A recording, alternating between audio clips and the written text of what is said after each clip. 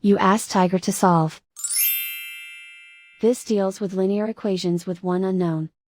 The final result is x equals 15/26. Let's solve it step by step. Swap sides.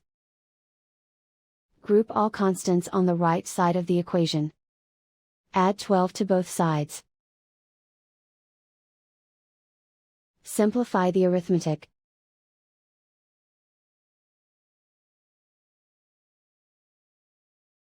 Isolate the x. Divide both sides by 52. Simplify the fraction. Find the greatest common factor of the numerator and denominator. Factor out and cancel the greatest common factor.